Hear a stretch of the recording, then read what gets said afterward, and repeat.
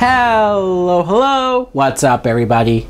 My name is Mike Brown, aka ReviewKingMB, and I am here to talk about another M. Night Shyamalan movie, his third movie, Signs. Signs is a 2002 film that, like I said, written and directed by M. Night Shyamalan.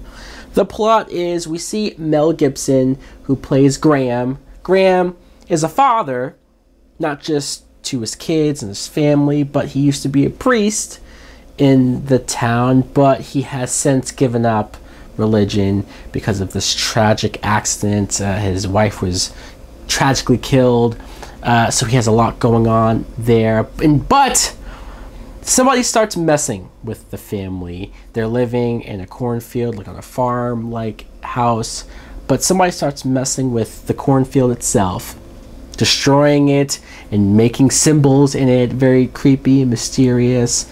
And it seems like maybe it's just the neighbors, or it's somebody coming in on them, messing with them, trying to drive them out. But no, you in fact find out that it's an alien invasion. Don't worry, that's not the twist, but Mel Gibson has to do whatever he can to protect his family. Now, what I think of Signs is, I would say for the most part, I enjoyed this movie. For the most part, I'd say maybe 75 to 80%. This is a good movie. And honestly, this is my very first time watching Signs.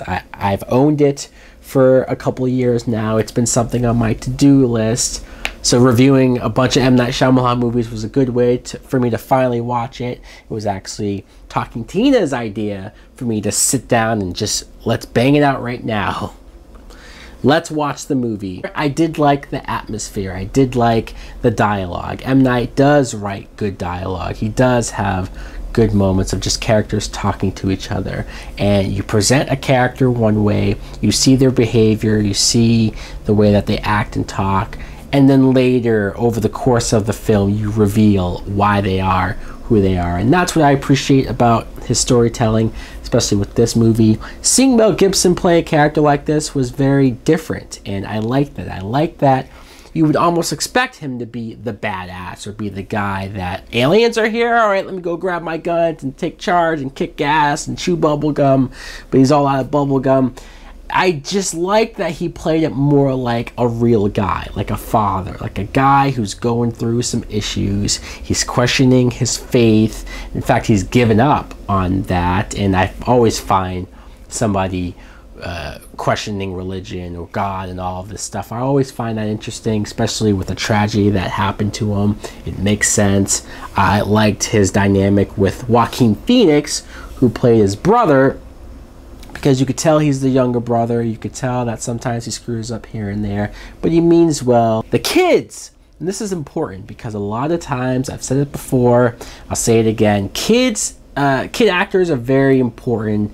Like, you need them to work, because if the kids are bad actors, if the kids are annoying, if they take me out of the movie, then that goes a long way. But the son, Morgan, is played by Rory Culkin, who I was looking at him, and he did look familiar. I did think that I might have known him from something, but this kid was very, I don't want to say creepy. You could tell that a lot has happened to this kid. He's been through a lot. The beginning scene where he has to kill his own dog because the dog just wigs out, freaking out, probably because of the aliens going on and stuff, but attacks the sister, and he had to kill it. And just, you could tell that this kid is going to grow up screwed up, and you feel bad for him. He played that really well. The younger sister, Bo, is played by Abigail Breslin, who was very young in this movie. I don't know exactly how old, but it was she's so young. She's so cute, though. She was such a great actress even back then, being obsessed with these cups of water. She thinks that they're all dirty, so she leaves cups of water all throughout the house.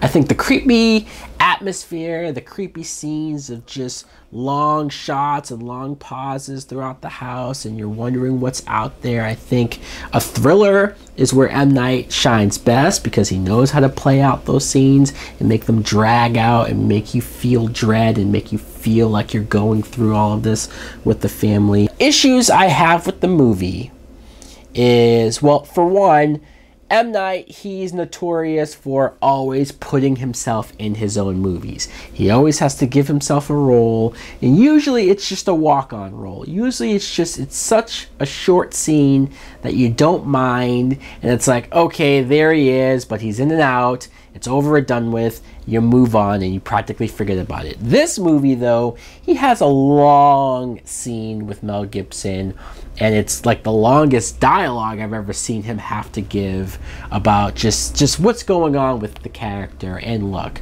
the character was interesting. I almost wanted to get to know a little bit more about the character. I just don't think M. Night is a good actor. So I think that scene just really, for me, falls flat. I know other directors do it. Quentin Tarantino does it. Kevin Smith does it. A bunch of directors have done it. But the biggest thing, though, that this movie, I think, fails at is the alien. The alien, look, when you couldn't see it, when it's very much in the background and mysterious, and you're almost trying to catch a glimpse of it, but you don't see it, it's creepy because your mind is doing the filling in for you. Your mind, when I think of an alien, I think of the xenomorphs, right? Like, that's the creepiness that I picture. So when you see the footage of the alien that just walks by in broad daylight and kids are freaking out, but it looks silly. It looks like those old designs when you used to make fun of aliens and they had the suits with the big head and big eyes and just really goofy, but this was playing it straight and serious, and so I just almost immediately checked out. I was just like, wow, I cannot take these aliens seriously or scary. Now that I know what they look like, they're not scary anymore. Especially like the CGI, I didn't think looked all that good. But even with all of that, even if you had all of that still there, I still think that this is kind of a spoiler,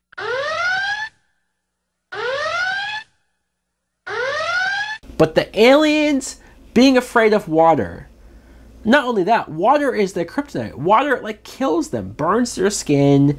Water accidentally falls on them, and it kills them. And you sit there and you go, wow.